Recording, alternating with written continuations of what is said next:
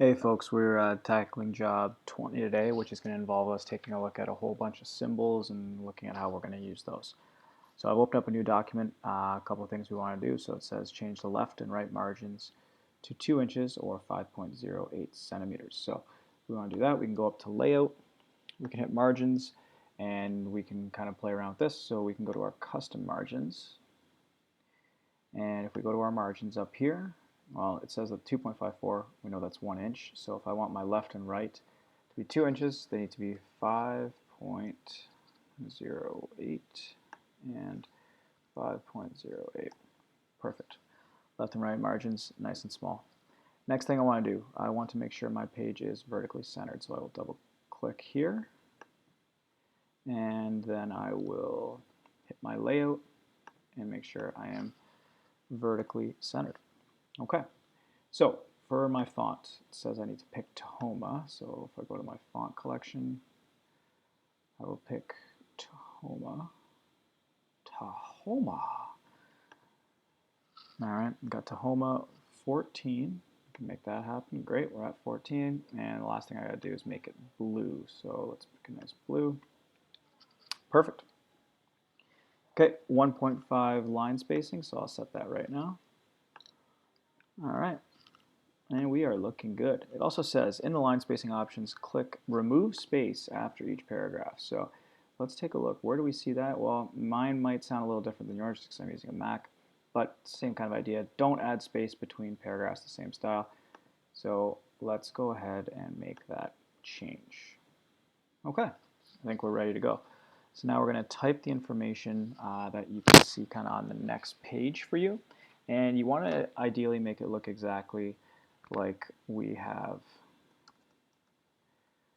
there. So it says using symbols in Microsoft Word, but you notice the MS is a little bit raised, which means it is a superscript. So if I go up here, hit superscript, that's how I get my Microsoft. I don't need anything else superscripted, so I can just unclick that. Perfect. If you notice, this thing is centered on my document, it's bolded, and it's underlined. So now we have done everything that is asked of us, and we can start going ahead with the symbols. Okay, next thing we have, this thing looks like it's left aligned, so let's go to left align, and now we can start typing it out. So it says font,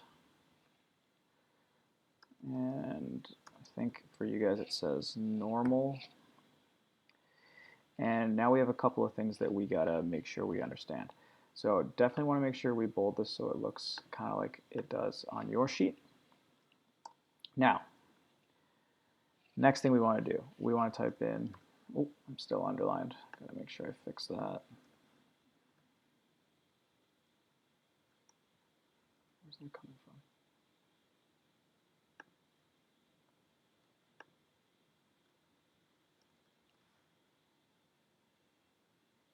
There we go. That was weird. All right, this next thing I want to do, I want to make sure I get my accents typed in. So I have accent. I'm not even going to try to pronounce that. Now, what I want to do, so I've tabbed in there. I want to make sure everything kind of lines up. So I'm going to hit tab, and maybe even one more time to give it a little more space. Perfect.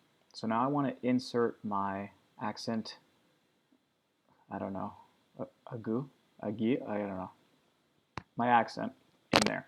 So how do I do that? Well, I can go to insert on this command, or I can go to insert up here and hit advanced symbol. Either way is going to work. So if I go to insert advanced symbol, now it brings me right to the normal text, which is perfect because that's exactly what I'm looking for right now. So in my normal text, which is what it says on a sheet, I want to be looking in the normal category. I need to find this accent that I've shown you on your page. And if I take a look around, it might take you some time, but I see it right there. So I'm going to just insert it. And perfect, it's right there for me. And maybe we'll give it one more space with another tab. All right, excellent. And we can go to the next one. And we can do our accent circonflexe.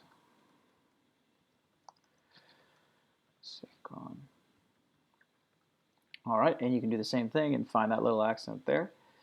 And if we kept going and going and going, eventually we'd reach some of our other fonts that might be a little more difficult to find. So why don't I walk you through maybe how to do the Webdings font. So let's go ahead and do that. So I'll choose font, Webdings, make sure everything is bolded and underlined. It's looking good. Okay. And the first one I want to find is the alien. So we'll do the same thing. We'll tab over and make sure everything's in nice lines for us there. I'll go to Insert and I'll hit my advanced symbol. And now I got to find my alien. If you look around, you're looking and you're thinking, well, where's this alien? I have no idea. I don't see it. And it's because we're not in the right font category, right? We're in our normal text category. But we want to go to Webdings. So we can go and search this whole thing.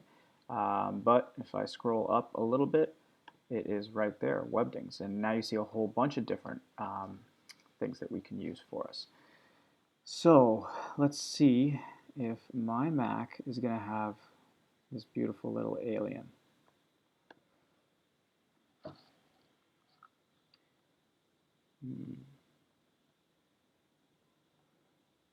It's not looking good for me, is it?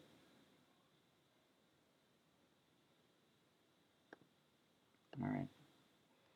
Well, because I don't have the alien on mine, you will have it on yours, however, because it's the Microsoft version, or sorry, the Windows version.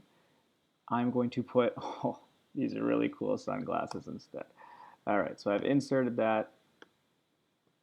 They look good right there, and I can do the same thing with, oh, sorry, my font changed as well.